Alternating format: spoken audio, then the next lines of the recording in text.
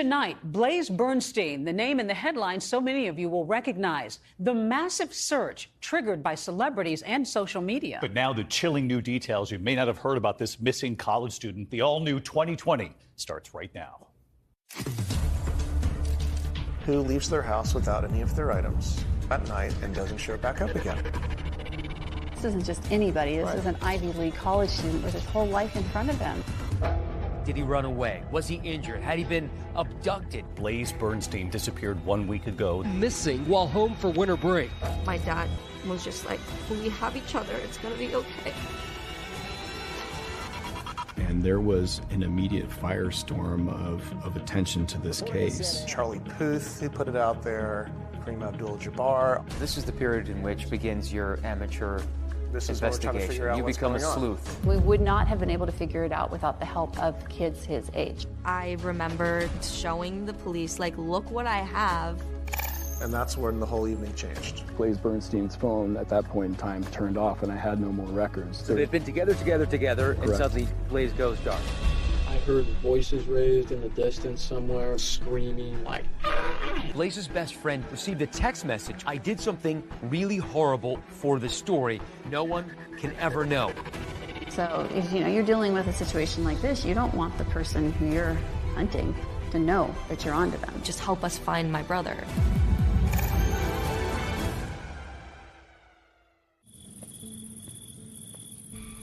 Well, the search ramping up today for a Lake Forest teen who disappeared while visiting his family over the holidays.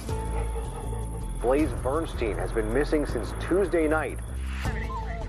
Police searching by ground with canines and by air with helicopters. We're hoping that he's just incapacitated in need of some medical assistance. Anyone with information should contact the Orange County Sheriff's Department. Blaze Bernstein. Blaze Bernstein. Blaze Bernstein.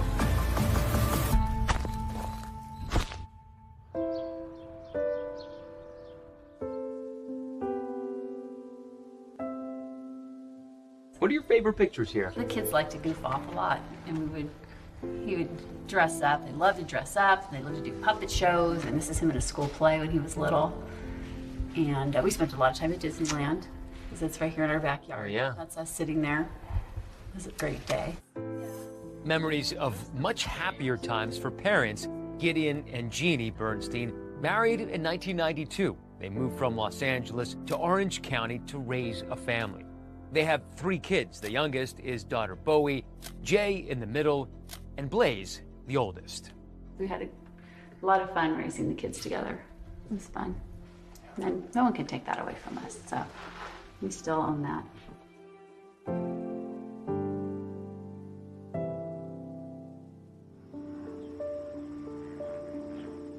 Blaze Bernstein grew up here in the city of Lake Forest. It's an upper middle class bedroom community about an hour south of Los Angeles, home to about 90,000 people. Growing up in Lake Forest was really nice. It was kind of inland from the coast, like 30-minute drive from the beach. It was actually a really quiet residential area. Houses were beautiful, a lot of families there. When we wanted to start a family, we left Los Angeles with the idea that we'd be moving to a safe suburbia, one of the safest places in the country. And by all accounts, Blaze is this bright, gifted teenager with a sharp wit and a warm heart. I've known Blaze since we were babies.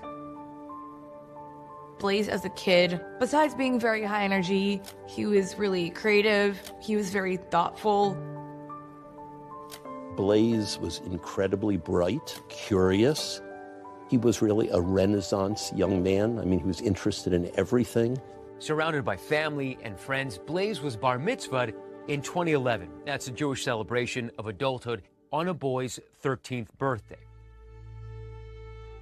It was an occasion especially meaningful to his grandmother. I did know that his grandmother was from Romania and survived the Holocaust. I really think that Blaze got it. He was proud to be a Jew, humanistic philosophy, caring about the world and understanding the world's only going to change if human beings change it. But even though Blaze possessed that understanding, it offered no protection from becoming a target of frequent bullying.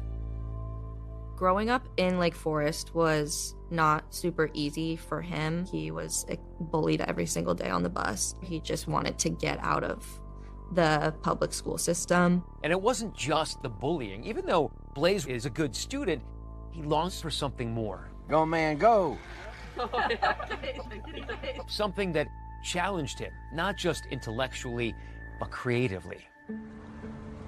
And he would find it at OSHA. OSHA is the Orange County School of the Arts. It is a 7th through 12th charter art school.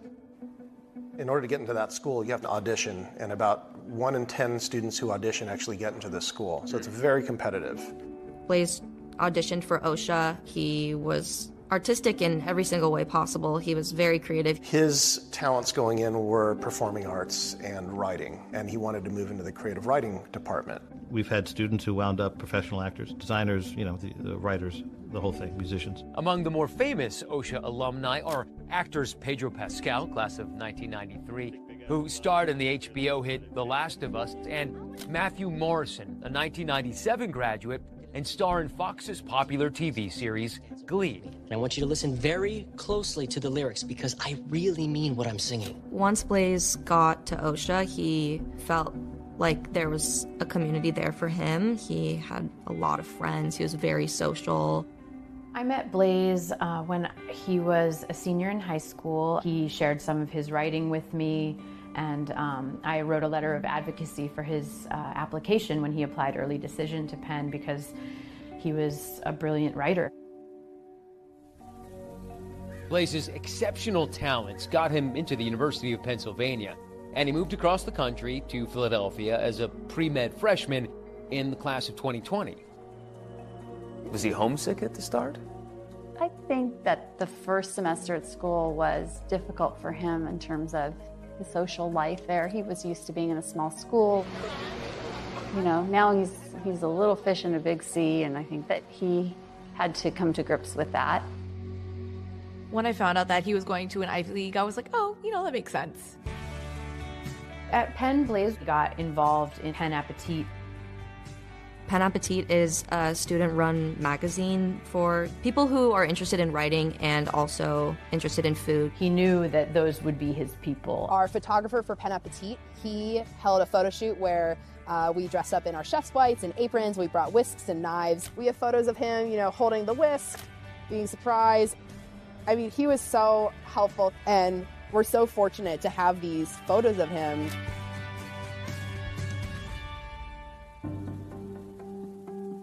It was a Tuesday in January. A 19-year-old Blaze was home for winter break. He was in a really good place and looking forward to second semester of his sophomore year, but not before he treated his family to a special meal. He was baking butternut squash with, you know, sprigs of thyme that were inside them. He made a turkey. And he made a... He took over my job, more or less. I was on vacation, and he was here. So dinner broke up, I guess, absolutely normally. It was a quiet night. Didn't hear anything unusual. You know, I woke up the next day and it was a normal morning. A normal day until it wasn't. I got up and Blaze's door was closed, and the housekeeper said, "Oh, don't wake him, let him sleep in." And I said, okay. Well, I knew I had a dental appointment with him that day, so I decided I'd wait until my yoga class was over to try to contact him so I wouldn't wake him. And I tried getting hold of him, and he wasn't picking up, he wasn't returning my texts. But I went to the dental appointment thinking he would show up, and I immediately called Gideon, and I said he never showed up for his appointment. And he said, well, are you sure he slept at the house last night? And that's when when we both kind of freaked out. I yelled, oh my God. 19-year-old Blaze Bernstein was last seen Tuesday night. We're hoping to find him and bring him home safely.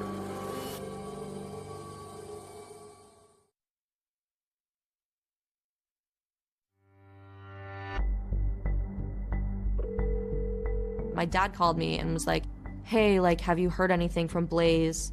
He's not picking up the phone. It's really weird. Like, just let us know if you hear anything. And I'm like, that doesn't sound right. I was at work, so I'd basically run out of my office and jump in the car and drive home as quickly as I can.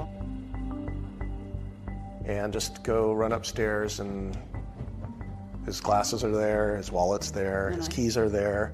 Panicked and confused, the Bernsteins were calling everyone they could think of to see whether anyone had seen or heard from Blaze in the last 12 hours.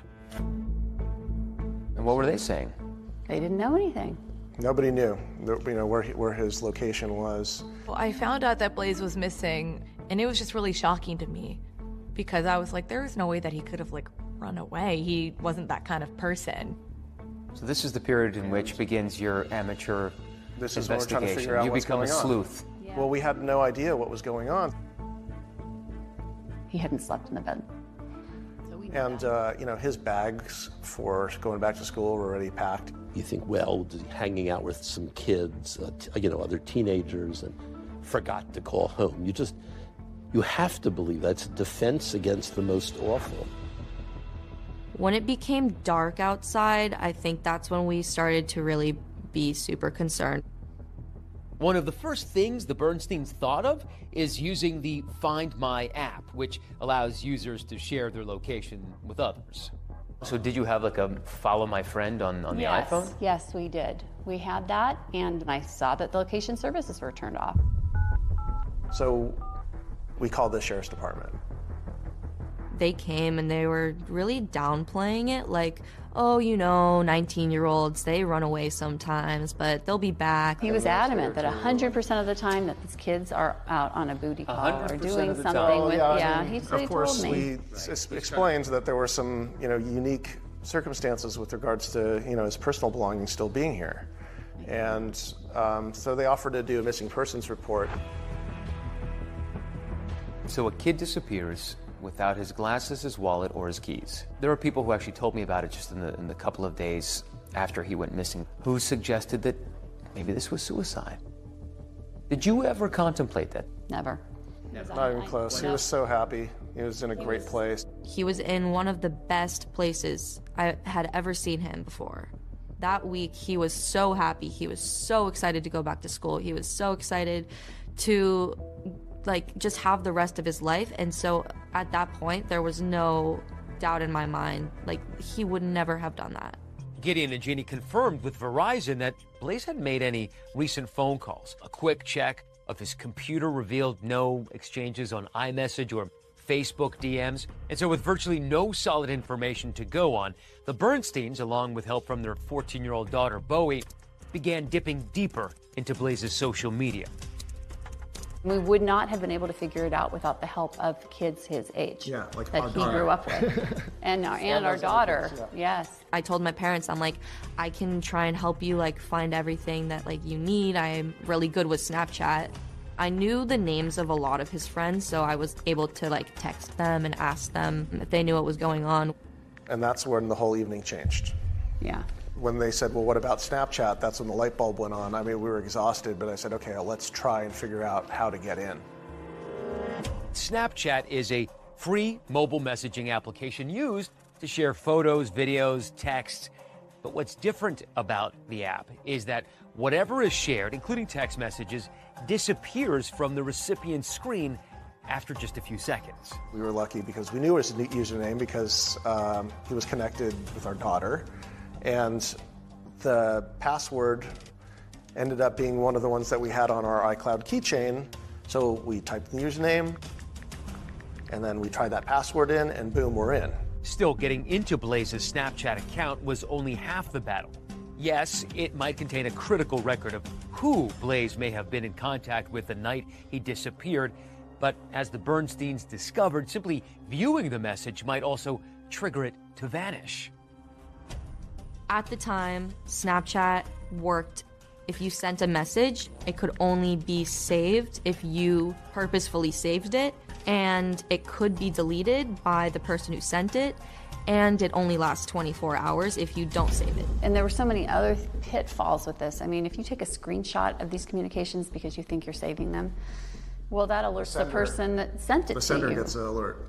So if you're dealing with a situation like this, you don't want the person who you're hunting to know that you're onto them. What you're describing is basically dealing with this digital nitroglycerin that at any moment. Yes, could just blow up in your faces. And this is the most important thing in your lives right now. I had my daughter next to me, and I said, okay, I need you to save, because I know there's a way that you can save it, but I didn't really know how. What time is it by now? I don't know. It's like close to 10 o'clock at night, like 9:30, 10 o'clock. And we saw that Blaze gave our address out to somebody. Did you know who?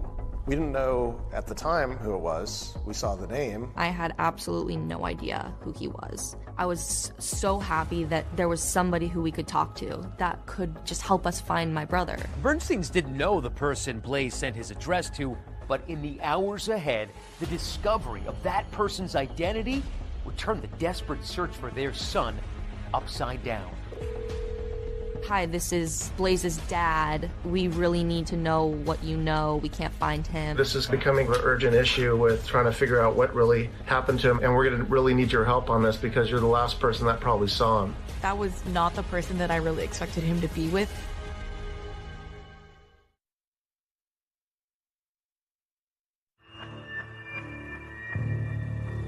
Who leaves their house without any of their items, at night and doesn't show back up again? This isn't just anybody. This Right. is an Ivy League college student with his whole life in front of him. Right. A beautiful life waiting for him. Hours had passed since anyone had heard or seen Blaze. Did he run away? Was he injured? Had he been abducted? There was no sign of him anywhere. Now, as darkness fell, there was finally a glimmer of hope. We wanted to make sure that if there was any chance that Blaze was still alive, that we took it. I wanted to ensure that not 1 second was wasted. And the Bernsteins discovered something else. It was a final text message sent to Blaze at 3 p.m. from his best friend. Hey, I'm really worried about you. Please text me. There was no reply. The Bernsteins frantically reached out to that best friend, who told them Blaze did exchange messages with someone else overnight. Now it seemed that person was their best hope of finding Blaze. We don't know what the conversations were that led up to his disappearance, so we want that information. Gideon Bernstein, through his own investigation, found out that there was communication on the Snapchat application.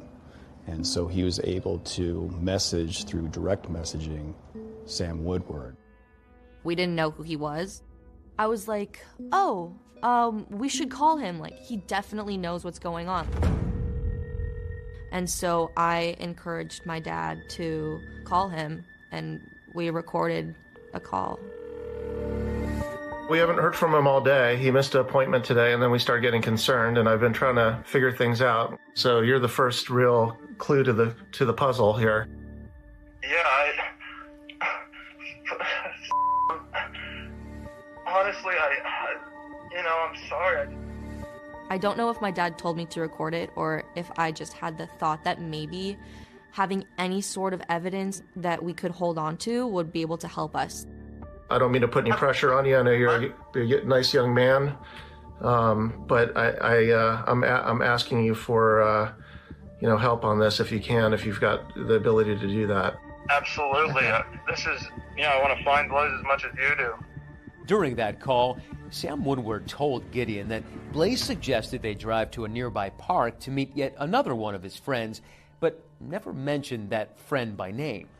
And he said he invited a third friend to come along. So I said, okay. I didn't want to speak because I didn't want to get involved, but I was listening and to my dad, just ask him questions and go back and forth. And then did he get out of the car, or what happened? Yeah, he got out of the car, and I got out of the car too, and I just asked him, who is this guy? And he's just like, you'll find out in a little bit, he's a friend of mine. And then, so I'm just like, okay, Blaze, and I just waited there by the bathroom, and I didn't see where he went. I was just thinking to myself, this is maybe weirdest, situation that we could be in at this moment. And I remember that phone call went on for a while, too. I guess I realized, did something happen to him? So I went back. I searched all over for him where I was at the library. I couldn't find him anywhere. And I guess I just figured he might just call me in the morning or just pranking me, but... I'm scared now. It's a disturbing phone conversation, which now raises more questions for the Bernsteins than it answers. We were curious to know who this person was, but then we did find out he was a student at OSHA. 20-year-old Sam Woodward and Blaze were former high school classmates at OSHA. I have known Sam since he was born, kind of grew up alongside of him. I remember excitement, during Sam telling me that he was going to OSHA. Woodward grew up only 30 minutes away in the wealthy coastal town of Newport Beach. Sam was joyful. He was a really happy, special kid. He lived in this house with his parents and a brother who, by all accounts, were devout Catholics and attended church regularly. Everything we did, all the families we spent time with, were from our church. I did teach Sam Woodward in acting for the camera in his 10th grade, and I had him for the one semester. For 10 years, Phil Schwadron taught drama and directing for grades 9 through 11 at OSHA. He was definitely serious. He didn't crack jokes, didn't laugh a lot, as to my memory. Sam went to OSHA with me from 7th grade to 10th grade. I would say that he did not necessarily fit into the general OSHA artsy vibe. We came back for what would have been Sam's 11th grade year, and I said, who have I got this year? And my boss said, yeah, you're going to get them all back except one left the school. Who left the school? Sam Woodward left the school. I wasn't really surprised that he left. I kind of just thought that he left because he just didn't like it there. After leaving OSHA, Sam enrolled in Corona Del Mar High School. During that time, he became an Eagle Scout, graduating in 2016. Now, 2 years later, nothing seemed to explain how or why this unlikely pair with seemingly nothing in common ended up together in this park. And now, one safely home, the other nowhere to be found. So now you have this critical piece of information. Do Yeah. you immediately call the sheriffs and say, Yes. we have something? Yes, we did. Yep, right away. And what's their response? They come over right away. They came over, Okay. and now it was And- serious. We just gave him the lead of the last person we knew that he had seen. I remember taking that call and showing the police, like, look what I have. We talked to somebody who said that they know where my brother is. When I first saw the missing persons report and I was reading the details, some of those details definitely stuck out. So something told me just deep within me that this was unusual.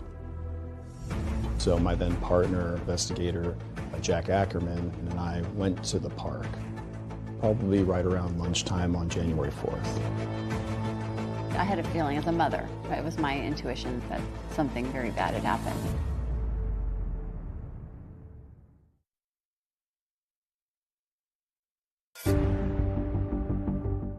On January 3rd, 2018, the day Blaze Bernstein's family realized he was missing, Blaze's sister Bowie recorded a phone call between her father and 20-year-old Sam Woodward, a former high school classmate who says he was one of two people with Blaze the night he disappeared. I'm sorry, Mr. Bernstein, but your guess is as good as mine. Woodward said Blaze made plans for a third person to meet up with them in a neighborhood park that night. Blaze didn't tell me anything about this guy except that he was from OSHA like us. Really appreciate you calling me and sharing that info. And is it okay if I reach back out to you if I need some help? Absolutely. I want to find Blaze as much as you do. When they were talking about meeting another person, I was like, what other person? Who else would my brother, like, be with? So you want a water? I got a water. What kind of monster you want? The next day, Orange County Sheriff's investigators bring in Sam Woodward to ask some questions of their own. You can leave at any time. You're not under arrest or anything like that, okay? We're just trying to find Blaze. Find Blaze. That's it.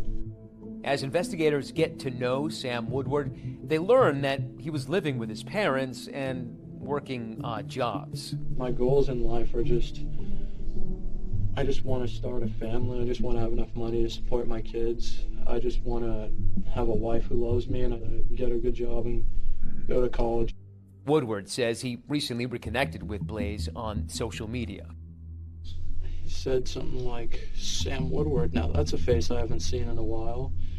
I'm looking for eye contact. I'm looking for his general comfortability to try to gain a sense whether somebody I feel is telling me the truth or telling me a lie.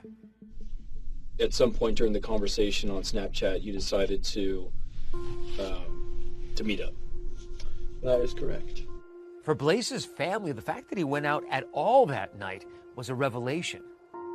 We had dinner actually at the dining room table with everybody. He was supposed to fly back to school. So it was going to be the last time my parents were going to see him for quite a while. There was no indication from him that he was going out that night. During his interview with police, Woodward said that after he picked up Blaze at his house, they drove around for a while, eventually stopping at Borrego Park. Borrego Park is in the city of Lake Forest. It's a place where you can take your kids. It also has remote hiking trails that stretch for miles. At some point, somebody exits the car, right? Mm-hmm. Did he tell you where he was going? He said he was going to meet the friend that he was talking about.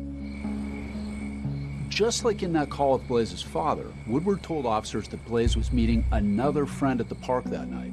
Woodward says he stayed behind as Blaze walked away and disappeared out of sight.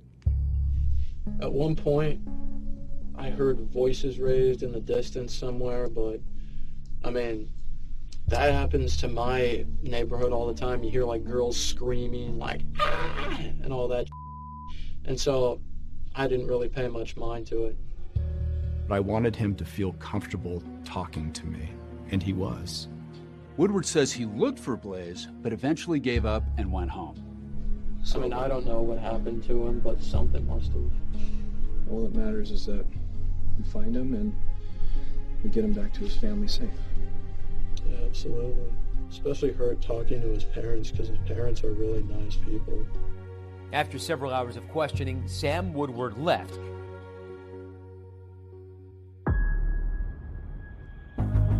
But police, they remained suspicious, so they decided to put him under surveillance. I'm trying to record it right now. There was a large team that was deployed into the field, and we followed him anywhere that he went. And with this growing cause of concern for Blaze Bernstein comes the glare of the media spotlight. The Blaze Bernstein missing persons case is now big news. The Orange County Sheriff's Department searched the park, but they haven't seen any signs of Blaze. Blaze was supposed to be in school this morning. He was supposed to fly back Sunday, go to class today, but instead he's missing. I remember going with my dog to Borrego Park before and kind of just like walking around to see like, what if I find him here? Bowie documented that desperate period of time with pictures and videos posted on her Snapchat. Our congregation went into high gear.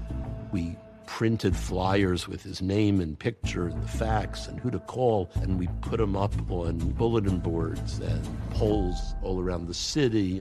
At this point, it's now in the hands of the police. But you continue to work. Yes. Now you take to social media. Around the clock. You know, it looked like war games in this house. We had terminals all over the dining room table, and we were all just working. There was an immediate firestorm of attention to this case. We were absolutely inundated with tips from the public. There were hundreds within the first week, and then that grew exponentially. Some of our contacts were friends with some of the celebrities that were willing to post it on their social media. And so we had the missing persons flyer out for Blaze on, Kobe Bryant's Facebook page, and Charlie Puth, who put it out there, Kareem Abdul-Jabbar. So it started to catch a lot of attention. We were spending every minute talking about it. People were filming in our house, interviewing my parents. Nothing like this ever happened where we were. Any sign of him, any clothing, obviously him. We're hoping to find him, hoping that he's just incapacitated and in need of some medical assistance so that we can get him and bring him home safely.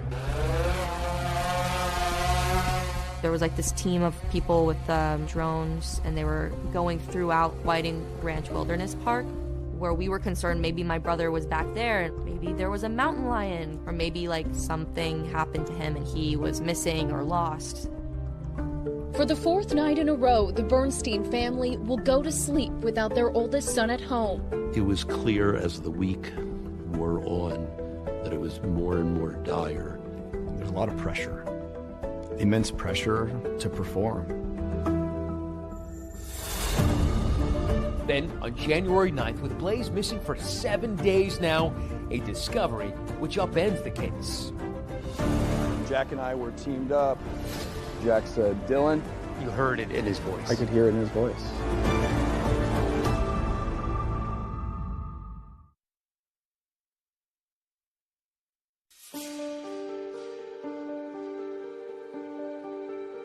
We're going to turn now to those new developments in the mysterious disappearance of an Ivy League student.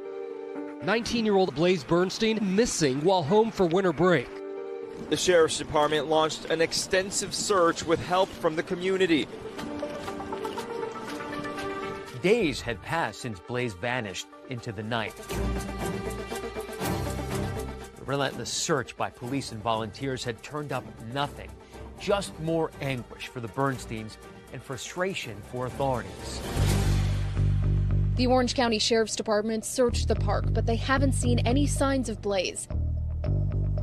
We utilized cadaver dogs. We utilized drones. We had been to Borrego Park and searched that park over and over again with a fine-tooth comb. On January 9th, a week after Blaze went missing, investigators decided to go back to Borrego Park one more time after obtaining cell phone data showing Blaze and Sam Woodward were there together. And this is a week after Blaze went missing. Yeah, it led us to this particular area when all of a sudden Blaze Bernstein's phone at that point in time turned off. So they'd been together, and suddenly Blaze goes dark. Blaze goes dark, and then Sam Woodward's phone continues.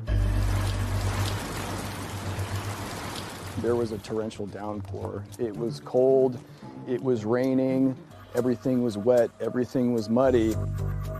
We searched all this area until my partner, Jack, and I came to this area right here. I saw a spot that looked unusual. So I walked down. There was a large tree branch covering an area that looked a little odd, like the rain had kind of settled some dirt around something. I moved the tree branch, and you could see the left hip and upper left leg area of a human body. And you knew? Knew. Had to be him. Instantly.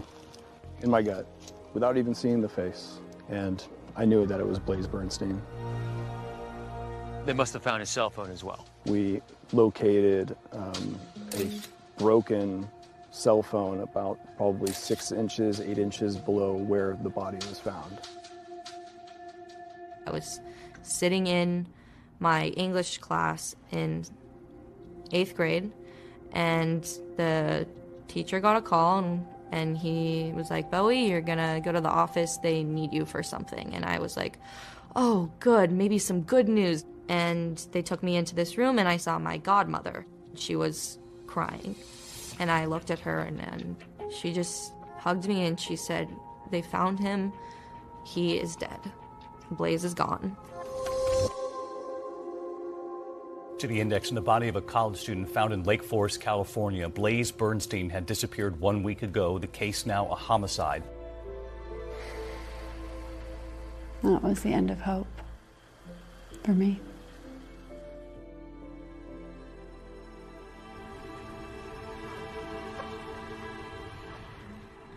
We started off this journey over a week ago, looking for our son and asking for everyone to help us find Blaze Bernstein. And we just have learned that they have positively identified our son Blaze's body today. I just felt so numb, like nothing that had happened in my life had mattered anymore. And then when I got home, my dad was just like, he was just defeated, but he just said, like, "It's gonna be okay. Like, we have each other, it's gonna be okay." Sorry.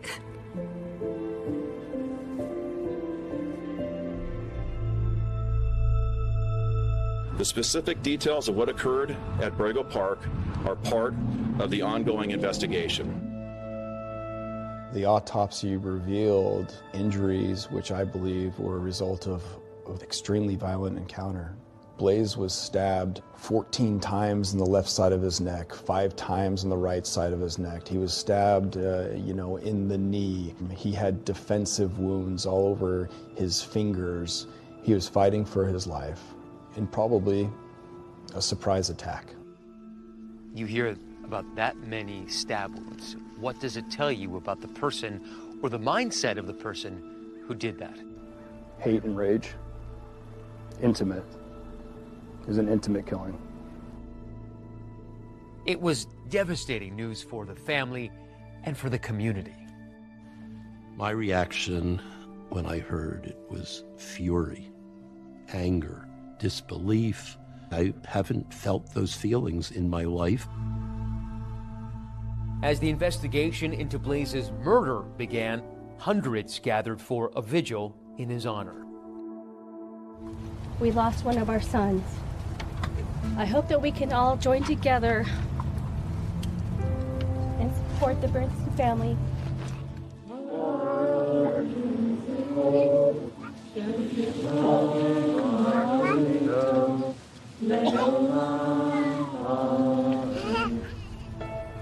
The funeral was incredibly painful.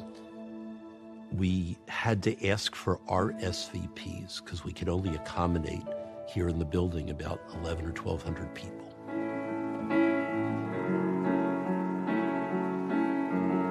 And then there was a public service at the largest space we have in Orange County a few weeks after the funeral, in the 3,000 seats, and that was full. I believe most people are good. Students from Blaze's Performing Arts High School chose to sing Luke Bryan's song, Most People Are Good. I see a lot of goodness here, and I hope that we can bring more tolerance, more peace, understanding, and love to everything that we do and make a better world for our children. Thank you. The community wrapped its arms around the Bernstein family. The park near their house where Blaze played as a child and where his body was found turned into a makeshift memorial with messages of love and support from all over the world. This is a note somebody left us. Dear Lord, please watch over the Bernstein family and give them strength during this time. Please guide our police department to help them find the person or persons who took Blaze away. We still needed answers because we didn't have anybody in custody. In my mind, the hunt was still on. But for investigators, the hunt would become far more complex because they've discovered that the night of the murder, Blaze's best friend received a text message from Blaze's phone saying, quote, I did something really horrible for the story, but also no one can ever know, end quote. Blaze's friend responds, what story? But gets nothing back. That was the last text message that was sent from his phone. The last text message from the phone of a murder victim is always going to be of critical importance to a homicide investigator.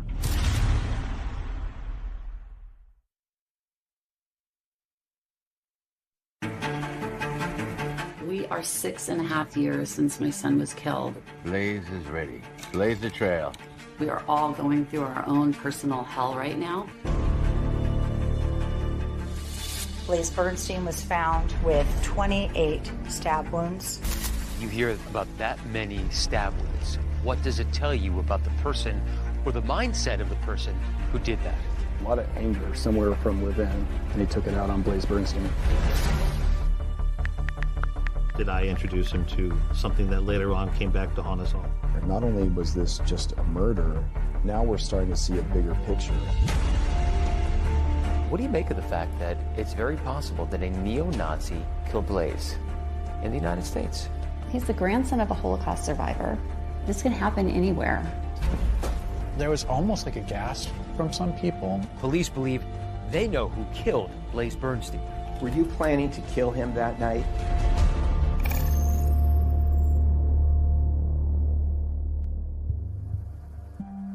I I hope that we can all join together and support the Bernstein family. We're hoping for better results, but yesterday afternoon, sheriff's investigators did find the body of Blaze Bernstein. 19-year-old Blaze Bernstein was first reported missing by his family on January 3rd, 2018. But after a week-long search, he was found dead in a park near his parents' Orange County, California home. As this investigation moves from search and rescue to a homicide investigation, we ask for your continued support in providing tips and information to the Orange County Sheriff's Department. As investigators search for answers about who had killed Blaze and why, his parents Jeannie and Gideon flew east to Philadelphia to begin a grim task: cleaning out Blaze's apartment on the campus of the University of Pennsylvania. The grief-stricken Bernstein family invited us to go with them for this emotional and difficult journey. This is the apartment building that my son moved into. He's on. Let's first look at his mail. 5 days before he came home to California. It's been hard especially for Jeannie, to come here, having to go and, basically clean up your child's life after they're gone. And the kitchen was meticulous. I mean, he had every appliance and everything. I loved his apartment. It was so beautiful. It was so Blaze. This is the Whisk sweatshirt that my brother got. He was an editor for the Pen Appetit magazine. We were going through his closet and we found it, and I was like, I'm gonna take that. We had an opportunity to meet Blaze's friends. We will be here for you forever, and we appreciate your friendship. I'm delighted that Blaze had them in his life because I know that they all made him very happy.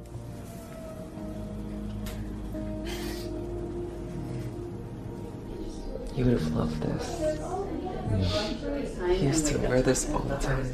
I know. Oh, that my dad.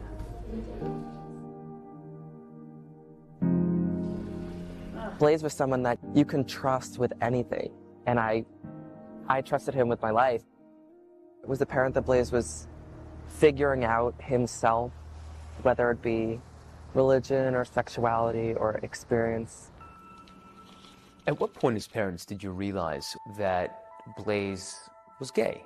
I had an idea about it when he was probably early high school. I saw something on a phone or that he didn't want me to see, and it kind of confirmed a suspicion that I had, and I think he knew that I had seen it. We actually had a conversation while he was back at college, and he was telling us essentially, yeah, I am gay, but I just don't want to talk about it.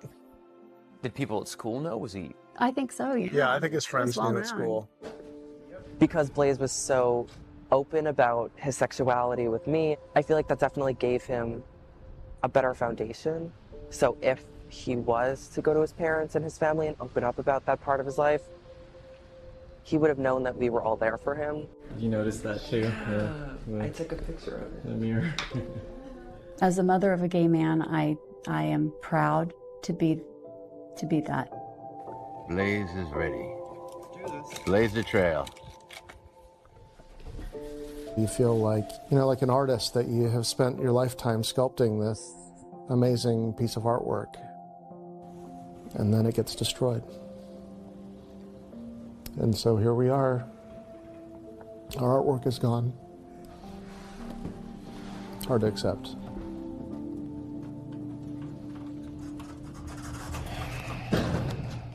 Back home in California, the investigation continued, and the focus remained on Blaze's former high school classmate, Sam Woodward, the person who admitted to driving with him to Borrego Park. We have interviewed that friend several times. That person is not in custody, and we are not prepared to comment on persons of interest at this time. When Orange County Sheriff's investigator Dylan Jansen first spoke with Woodward the day after Blaze was reported missing, he says Woodward seemed nervous and told different versions of where at Borrego Park he and Blaze went that night. And Jansen says Woodward had what appeared to be injuries on his hands. Those cuts in your hands, they look pretty gnarly. I mean, how do you think you got those from the fight club? Sam said he was involved with a fight club. He said that he sustained these cuts to his hands after somebody was clawing at him during one of the fights. When I swung at him, I kind of fell on my ass. And I usually try and have my hands to break my fall for me, and so I landed on some rocks. I've heard of fight clubs, but I didn't believe it. Anytime that Sam Woodward was walking around the station, when he touched the doorknobs, he would cover his hands with the sleeves of his sweatshirt. Is he attempting to cover up fingerprints? Is he attempting to cover up DNA? It was definitely something that stood out. Nearly a week after that interview with police, when Blaze's body was found, investigators went looking for Sam Woodward once again. Investigators said that when they searched Woodward's bedroom, there was some damning evidence. They found a knife with blood on the handle and on the tip of the blade. They also found bloodstains on a sleeping bag outside his window and on the driver's side of his car. The knife that was found in Sam Woodward's room, the areas of the vehicle that had apparent blood in it, the sleeping bag that was found on the side of Sam Woodward's home, they were all tested for DNA, and those results concluded to be the blood from Blaze Bernstein. With this new evidence, police are now ready to make an arrest. Under arrest, 20-year-old Samuel Lincoln Woodward suspected of killing Blaze Bernstein. Police say DNA evidence led them to arrest the 19-year-old's former high school classmate. I remember thinking to myself, that's the guy that was on the phone. I want to find Blaze as much as you do. At the time, I thought, I wonder what my brother was thinking before he died. I wonder if he was in pain, or I wonder if he could have saved himself. I think once Sam was arrested, I knew my brother didn't have a chance. But something authorities were playing pretty close to the vest was motive. Why would Sam Woodward want to kill Blaze Bernstein? As the days unfolded, investigators would confront a possibility they hadn't even originally contemplated. Not only was this murder, we're starting to see a bigger picture. It was absolutely shocking.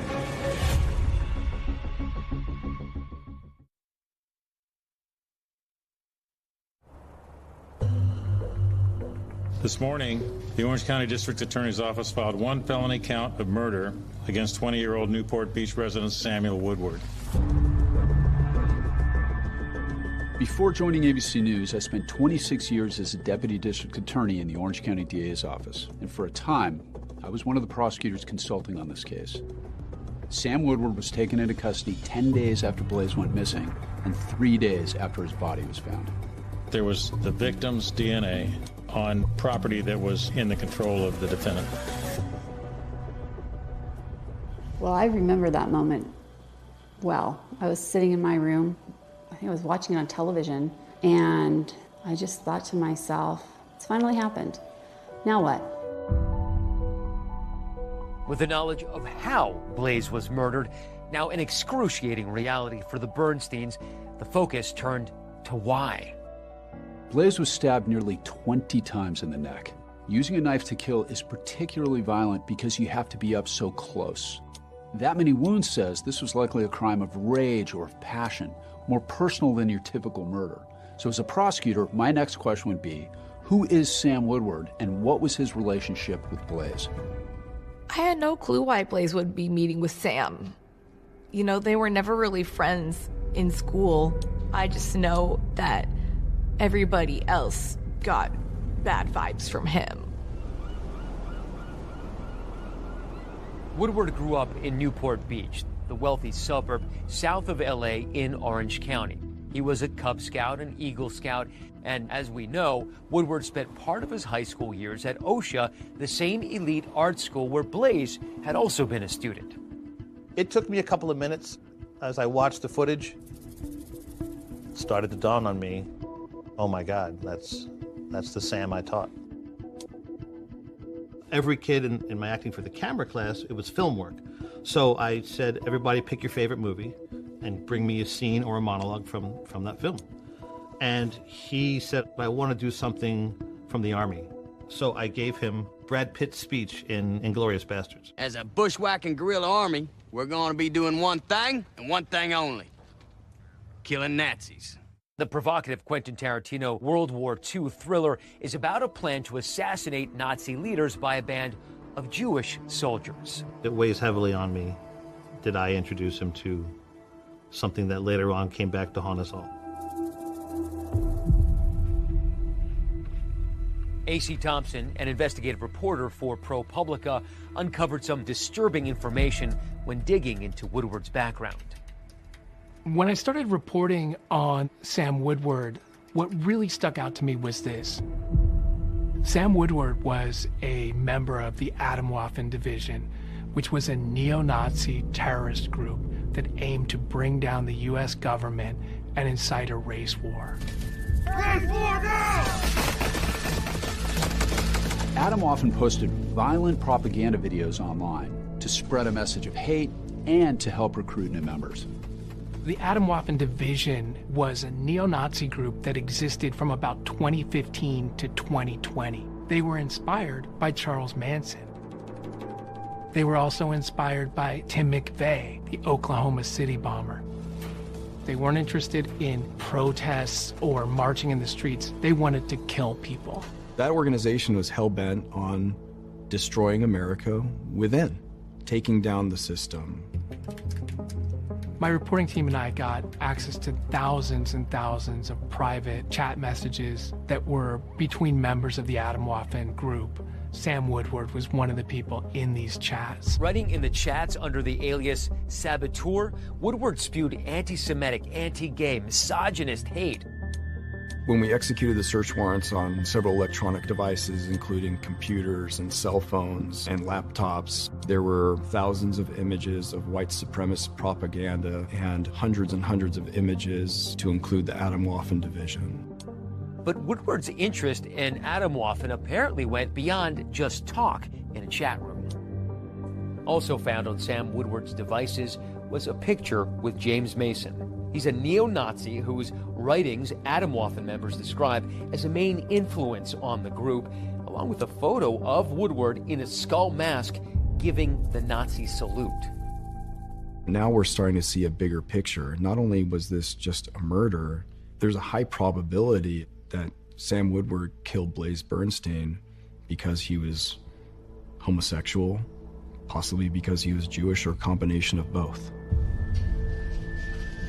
I'm here to announce the Orange County District Attorney's Office will file an amended complaint, a hate crime enhancement accusing Woodward of intentionally committing first-degree murder, due in whole or in part to Blaze's sexual orientation. We will prove that Woodward killed Blaze because Blaze is gay. What do you make of the fact that it's very possible that a neo-Nazi killed Blaze in the United States? Yeah, if that's the case, that's going to be the biggest tragedy of this story. He's the grandson of a Holocaust survivor. This can happen anywhere. You aren't safe from this type of hate. But something else that's still not adding up, how were Blaze Bernstein and Sam Woodward connected? They were both from Orange County, but Blaze, a young gay Jewish man, and Woodward, a member of a neo-Nazi group, seemed to have nothing else in common. Why were they together that night in the first place? Sam Woodward would have his day in court with a stunning new look and a surprising defense.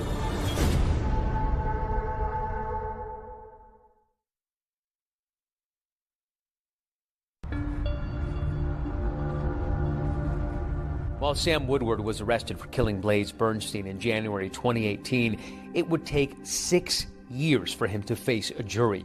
Woodward was charged with first-degree murder, a hate crime. He pleaded not guilty. 19-year-old Blaze Bernstein was stabbed repeatedly and killed back in 2018, and now, 6 years later, that trial finally begins today. By the time the trial was starting, I'd already left the DA's office, but I was watching the proceedings closely.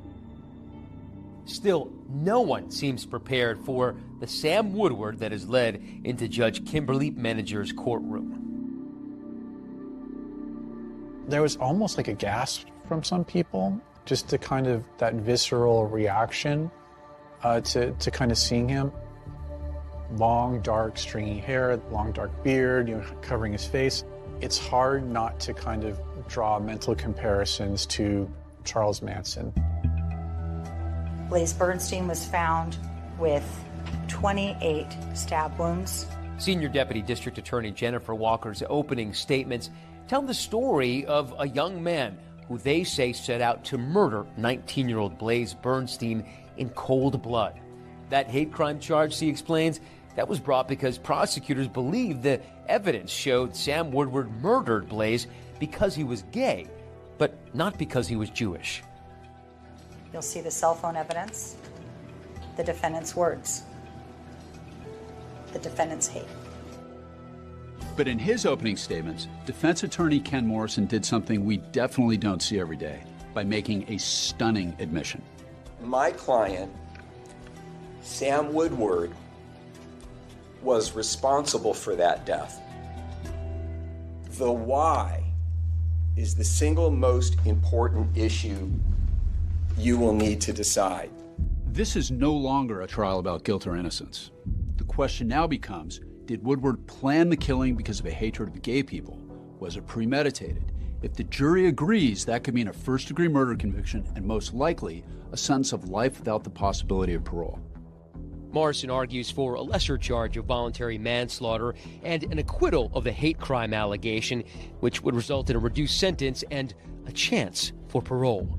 The evidence will show that Blaze Bernstein's sexual orientation had absolutely nothing to do with the reason he was killed. Jennifer Walker calls her first witnesses, Blaze Bernstein's parents. Gideon Bernstein now faces down the man who killed his son as he recounts the painful moments when the family first realized that Blaze was missing. You remember where you were when you got the phone call? I do remember that, yes. And why does that stand out in your mind? Because it was the beginning of hell. Jennifer Walker then brings an Orange County Sheriff's deputy to the stand to describe what he watched Sam Woodward do on January 5th, 2018, after police decided to put Woodward under surveillance. What did you observe? I observed him what appeared to be cleaning his vehicle, the interior and exterior. He had in his possession what looked like a spray bottle of cleaning product. Now scrubbing the driver's side door. It was very strange to us. What was he cleaning? Why? Jennifer Walker then digs into the heart of her hate crime argument, portraying Sam Woodward as somebody who changed from Eagle Scout to neo-Nazi. He had developed his long-standing beliefs against Jewish people and gay people, and started joining groups that espoused the views that he had. This is where Woodward's involvement in the extremist group Atomwaffen becomes key for the prosecution. Investigators say they found these images on Woodward's personal devices.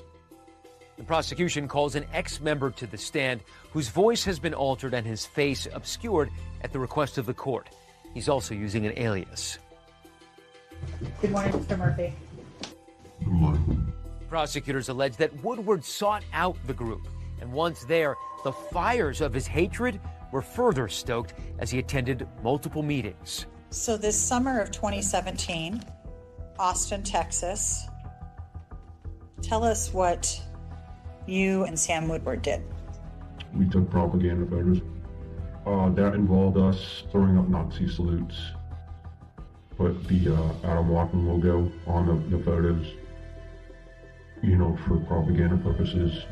The prosecution also presents what Woodward himself labels Sam's diary of hate, emails he sent to himself over a 7-month period in 2017. The prey that the defendant had chosen was gay people. And he kept a diary of his feelings and intentions. And who did the prosecution allege that he was, quote, hunting? Well, they say that Sam Woodward had been visiting online dating sites to connect with gay men. Downloaded Grindr so I could send photos of their fellow sodomites getting killed and tell them that they're going to be next. They're terrified, LMAO. This is too much fun. They think they're going to get hate crimed, and it scares the out of them. And this is how the prosecution claims Sam Woodward targeted Blaze while he was hunting for victims on the dating app Tinder. The two men first connected on the app in June of 2017, 3 years after they'd been classmates at OSHA. And then again, the night Blaze disappeared. The last exchange is allegedly what led to their encounter in Borrego Park. And then here is where the luring starts. And the defendant says, "Is anyone near you right now?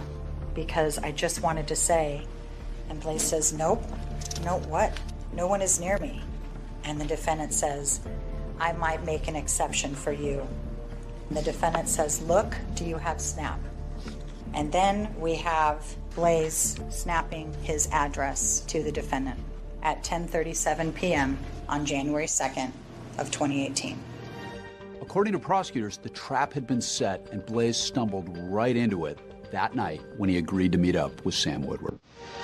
But when it's the defense's turn to present its case, jaws will drop in the courtroom because the star witness will be the defendant himself, Sam Woodward. And the crux of the defense's case, that Sam had a secret and would go to any lengths to hide it, even if he had to kill. He kept saying something that I can only remember as, "I got you already. I got you, I got you."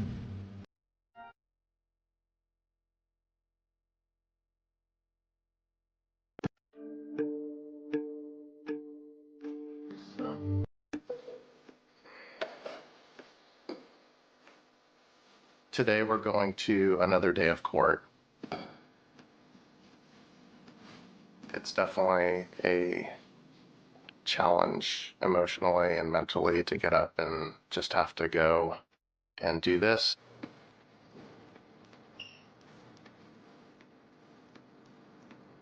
We are 6.5 years since my son was killed. We are all going through our own personal hell right now. The prosecution rested last week, and we're now listening to defense witnesses. Sam Woodward's defense attorney, Ken Morrison, is making his case. Sam did not hate Blaze for any reason.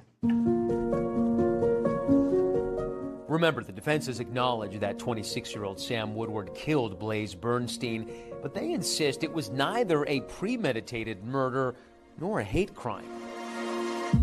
You will also hear lots of additional evidence that helps to explain why this homicide was committed. But just as Morrison starts laying out his case, the defense team is dealt a blow. The judge rules that some evidence is inadmissible, including that mysterious last text message sent from Blaze's phone on the night of the murder. I did something really horrible for the story, but also no one can ever know. The jury then hears how Sam Woodward was diagnosed with autism spectrum disorder, which the defense says hindered his ability to make and maintain friendships and contributed to Sam's acute sense of isolation and loneliness.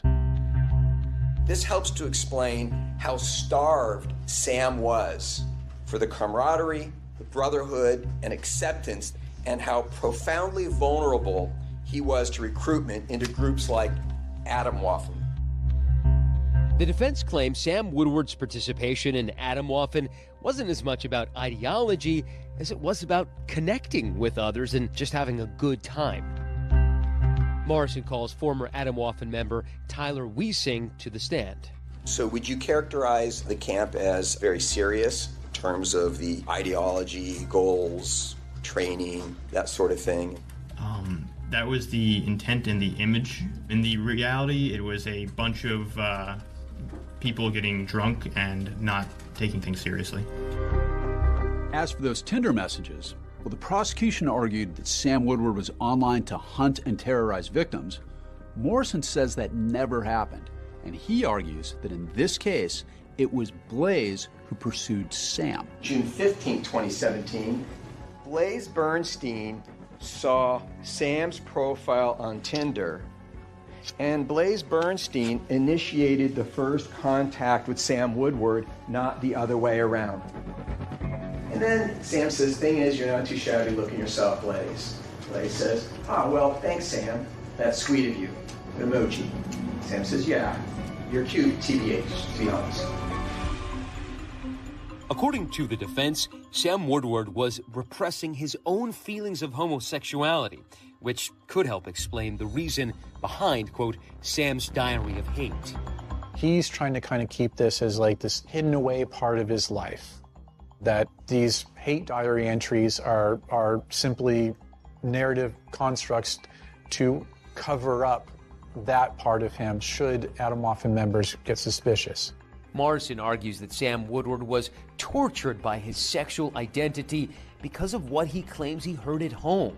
He calls Woodward's mother, Michelle, to the witness stand. Ms. Woodward, was it ever communicated to your children that homosexuality is a sin? Yes. And who communicated that? My husband. The defense calls James Markle to the stand, please. Family friend James Markle tells the court about an incident he says Michelle recounted to him about Sam's father, Blake. Was there any particular word that Michelle Woodward told you that she would hear Blake call Sam? He would say, he would say, gay. But when called to the stand, Sam Woodward's father, Blake, denies using any homophobic slurs. Would you make derogatory remarks about homosexual people in Sam's presence? No. But ultimately, the case would hinge on the testimony of the one person who was there the night Blaze Bernstein was killed, Sam Woodward. The defense is calling up Samuel Woodward. For the defense, calling their client to testify is a risky move. It can be viewed as a Hail Mary or as a very shrewd tactic to play on the jury's sympathies. And Mr. Woodward, can I ask you if you're able to move the hair out of your face a little bit? Sam Woodward's defense attorney, Ken Morrison, takes Woodward through the story of his life, arriving at a key question. Sam, was there ever a time in your life that you can recall where you wondered whether you might be gay? No. No, I can't say really there was, no. This may have just blown up Ken Morrison's defense, which hinges on the argument that Sam Woodward was struggling with his sexual identity. And that will become hugely important because of what Morrison is about to argue Blaze did that night, which he says provoked the attack. You will learn that Blaze Bernstein was not killed because of who he was, but because of what he did to Sam Woodward after they met up. What will Sam Woodward say happened that night? When you drove to Blaze Bernstein's house to pick him up, Sam, were you planning to kill him that night?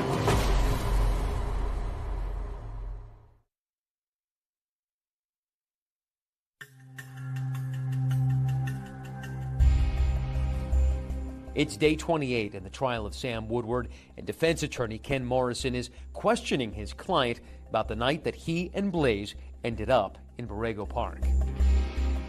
I'm pretty sure I said we should hang out at some point, or rather it'd be cool if you wanted to, and right after that, he said to me that he was actually free this night right now, and at that point, I said, all right, cool.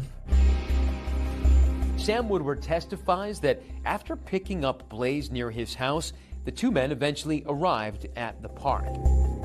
There, on a bench, Woodward claims the night took a dark turn. Woodward said he smoked some marijuana, was starting to kind of get drowsy, kind of nod off. He feels something and opens his eyes. I saw a hand right on my crotch with my pants unbuckled. I looked right up and I saw him, and he had his phone in his hand. He kept saying something that I can only remember as, I got you already. I got you, hypocrite. I heard him maybe use the word outed in the same sentence. I couldn't exactly remember. If Sam Woodward is to be believed, Blaze was threatening him, and that's what made Woodward snap. What, if anything, did you think he was doing with his cell phone? I thought he might photograph me. I thought he might send text messages. I thought he might be trying to record me. So at any point in time, did you see Blaze actually appear as though he was texting any messages? Yes. Sam Woodward says his fear was that there had been an image or video taken and that his family would learn about it. I grew up in a home with my mother and my father and my brother. Loved them more than I can almost speak about. My father, though, if he'd heard about something like that got out somehow, I couldn't fathom that. Sam Woodward then describes how he says things escalated. I found one of the knives that I had used to open up the container of marijuana. I just kept driving and driving and driving and driving the knife down. When you say driving the knife down, Sam, were you stabbing Blaze? At that point, yes, I was. In an effort to try to dispel any argument that this was a hate crime, Morrison asked Sam Woodward 2 final questions. When you drove to Blaze Bernstein's house to pick him up, Sam, were you planning to kill him that night? No, not at all. Did you hate him because he was gay? No, not at all. But now, here's where the gamble of putting Woodward on the stand could either pay off or lose big. Okay, so walk me through it, sir. On cross-examination, Jennifer Walker attacks Woodward's credibility. The left side of his neck was closest to you, right? If he's sitting to your right? Everything was a blur. Well, how did you stab him 14 separate times on the left side of his neck when he was sitting right next to you? I can't remember.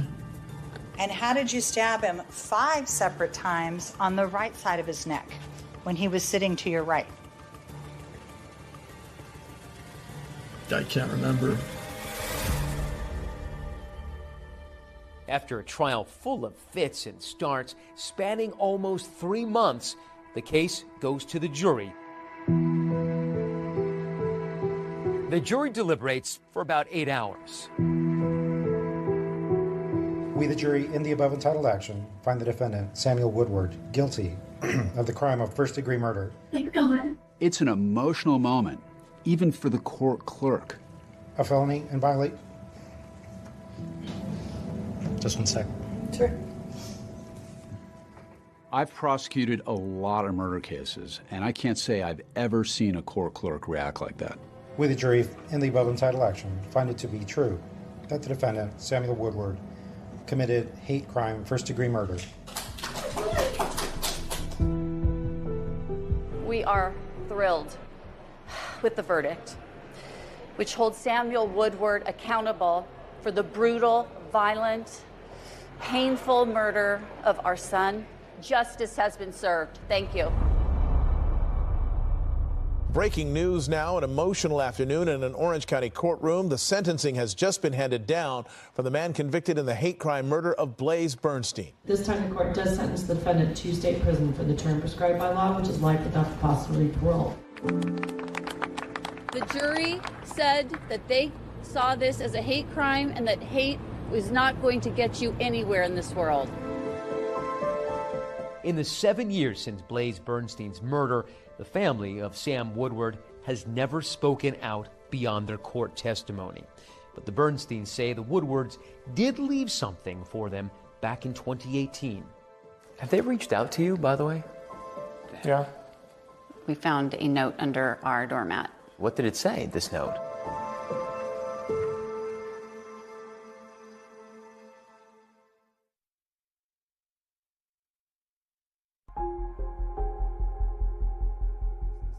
Orange County Sheriff's investigator Sergeant Dylan Jansen knows Borrego Park a lot better than he would like to. In the initial days of the investigation, how many hours would you say you spent at this park here? Countless. I spent a lot of time over here just looking, thinking, analyzing, what was the truth, what's not the truth. We may never know exactly what happened the night Blaze was murdered or what that last text message meant. But Sergeant Jansen can answer one question based on the evidence. That cell phone, even though it was damaged, we were able to send it to various companies to restructure the cell phone and extract any and all information on there. Were there any pictures of that night? No.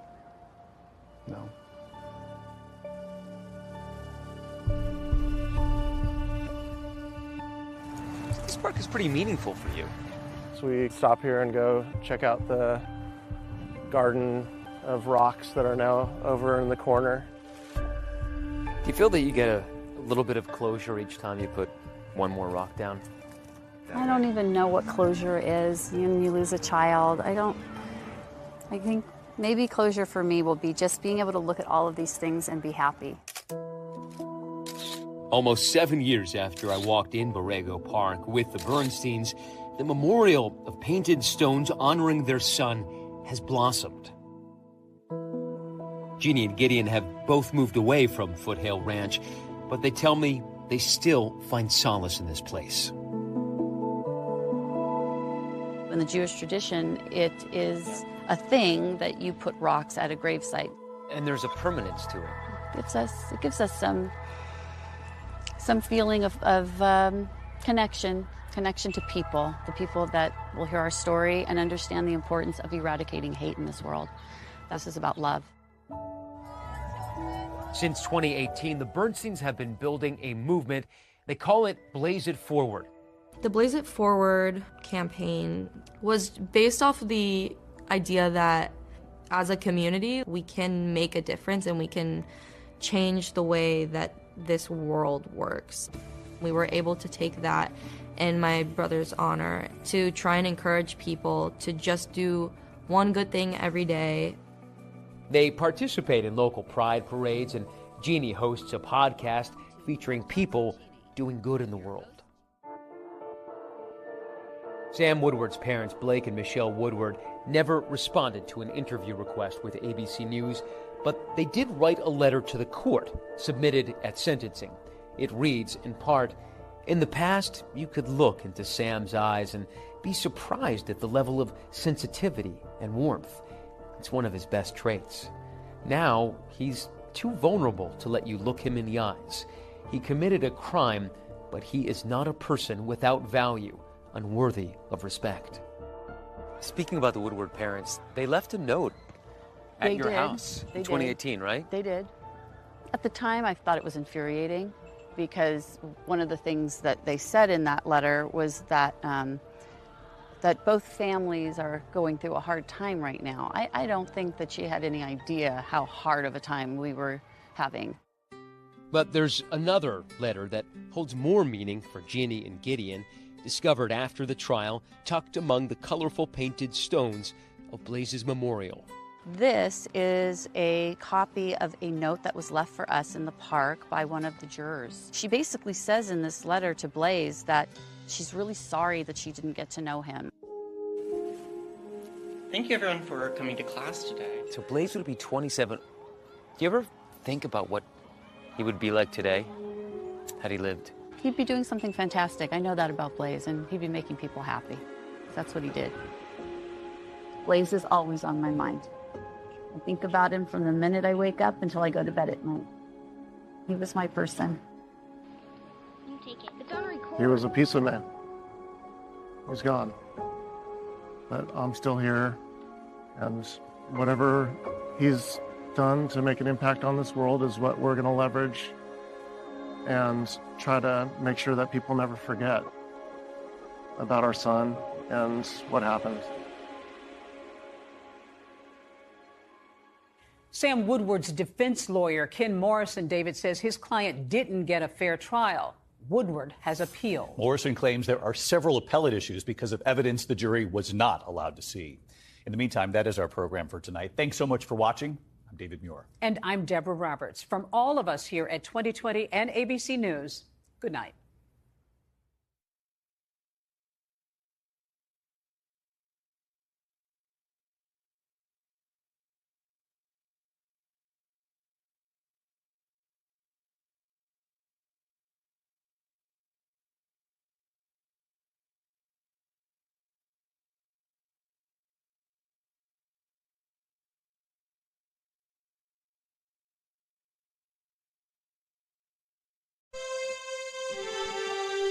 अल्फ अल्लाह की जात तू ऐ झोर सदकै जेड़ो कुल कायनात चलाण आलो अल्फ अल्लाह की जात तू झोर सदकै जेड़ो कुल कायनात चलाण आलो हुक्म उस गै बाजना पत्थर अल्लाह ओ तेरो मेरो वजूद बनाण आलो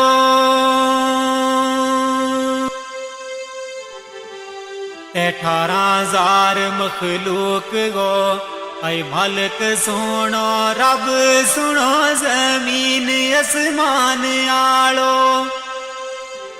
अर्श फर्श लो कलम महफूज कुर्सी जिया जून ना रिज़क खिलाण आलो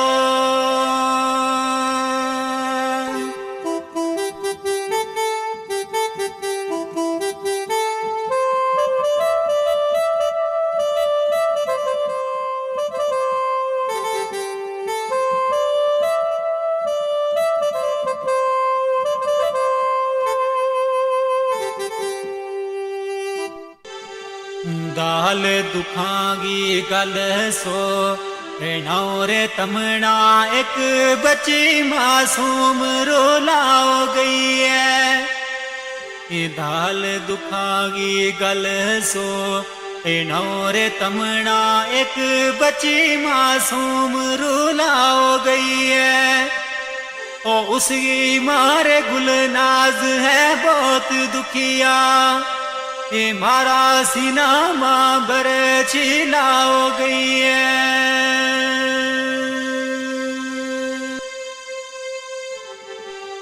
नाओ बच्ची गो अफसा में मूद सोनो रोग उमरा गो सुनी लाओ गई है ओ जिला पुणछ गिरा शिंदरा सोनो ऐ दुखिया दिलाना अफजारो लाओ गई है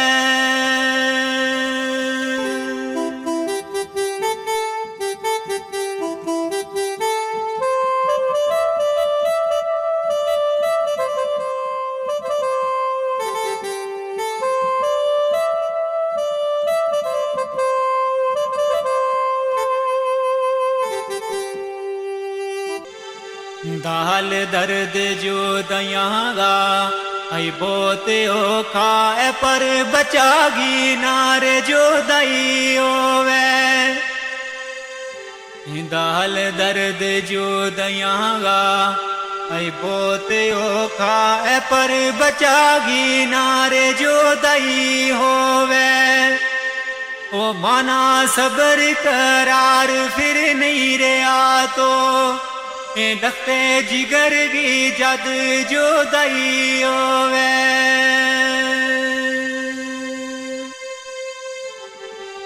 बाप उसको मैं मुँह दियो हुसैन दुखिया अफसा जही बची सीने लाई होवे ओ दुख मुझ जावेद माँ बाप नावे ओ बचा किसे ही नारे जो दई होवे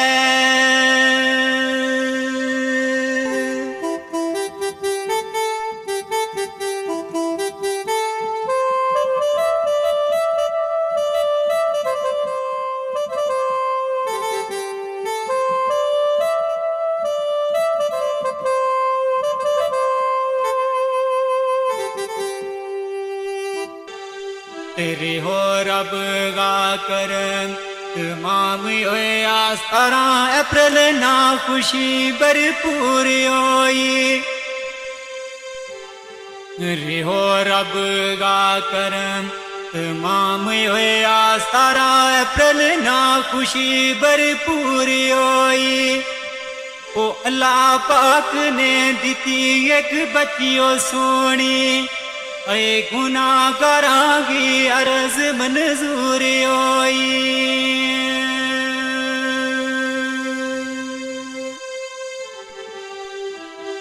दिन मां दाखिल रही महारात आए 10 बजे ऑपरेशन होयो ते टेंशन दूर होई ओ दीती खबर फिर आनी उन डॉक्टरां ने हो गई बची पर बड़ी कमजोरी होई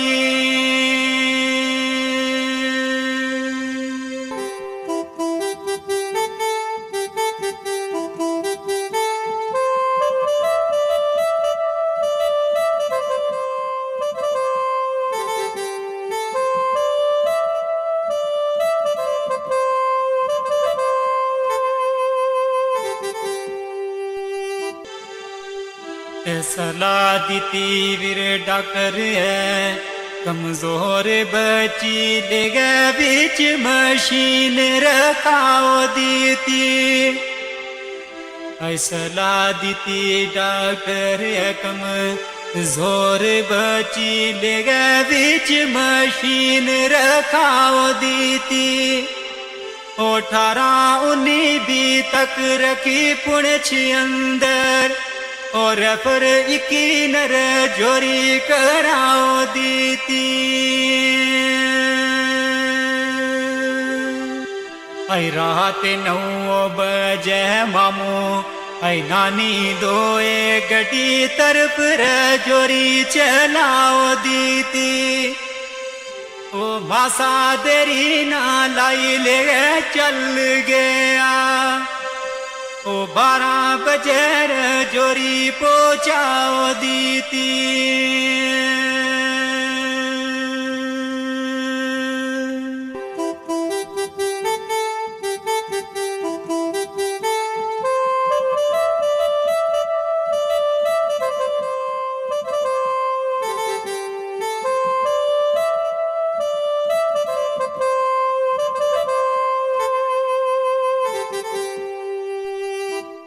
किसना चैन सकून फिरे आई उस दिन तो रास्ता बिच डाडा परेशान होया आई किसना चैन सकून फिरे आई उस दिन तो रास्ता बिच डाडा परेशान होया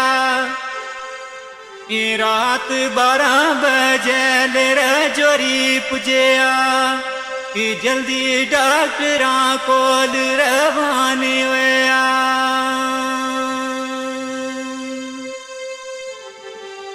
आई डॉक्टर नब्ज तके मुतू ये बोल न सके असली राज तू बे वो हैरान होया ओ अमानत रब की है तम सबर करियो ए आपसा बची गारू वे रवानी होया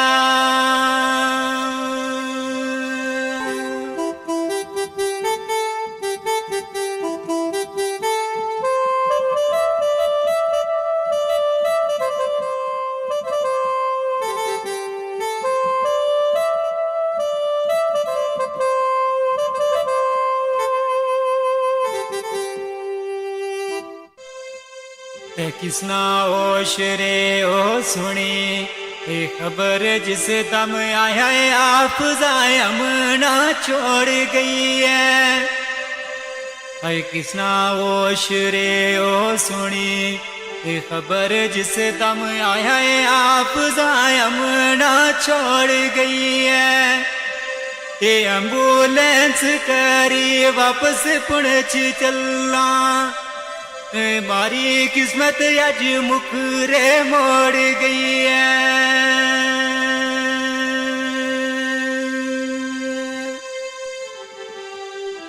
आई कुल नाज अवान अरे ईमान बाकी मेरी खुशी ना किंगा तू रोड़ गई है दाखिल विच अस्पताल थी पुणछ अंदर ए मांगुल नाज गो दिल क्यों तोड़ गई है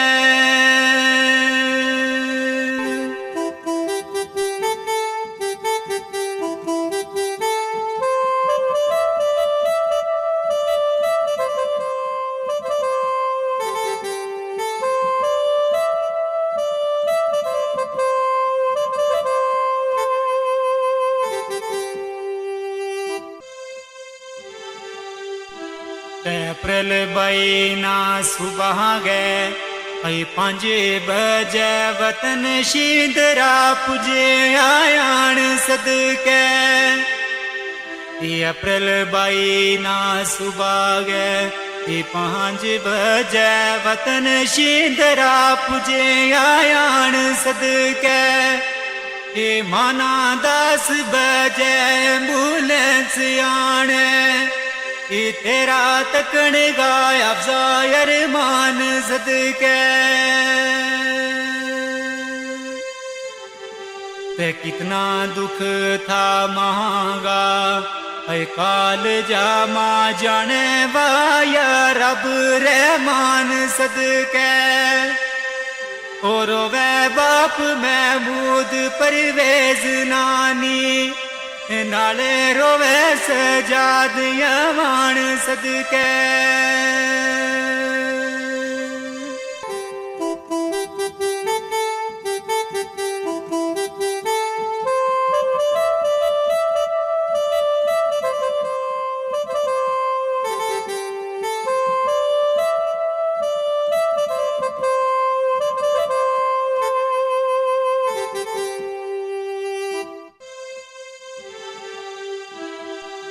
कफन दफन गो विलोणे यार गयो इना दुकाना उण मीटौरे किसरा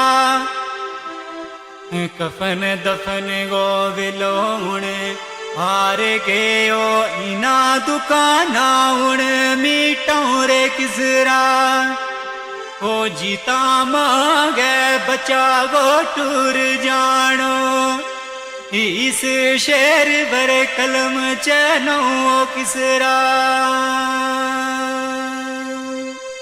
ते अच्छा रब वाले हुणे आई छोड़ गई है तीना सिना नालूण लो किसरा सबर या तो नी दिल मां याद तेरी रोता दिला ना चुप करूं किसरा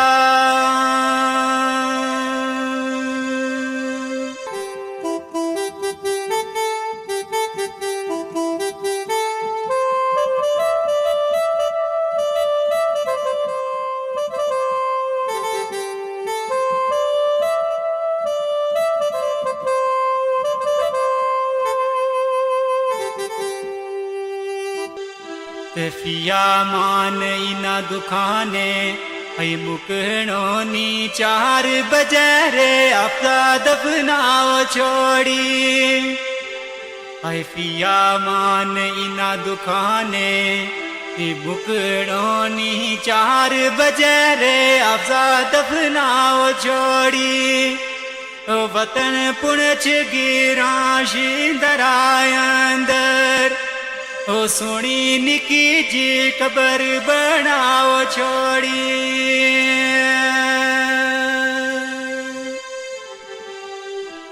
सबर करियो महमूद गुल नाज दोए मानत रब गी रब ने छुपाओ छोड़ी ओए पिया मान जावे तू इजाजत ले ले जख्म मोड़ी भी क्यों रे दुखाओ छोड़ी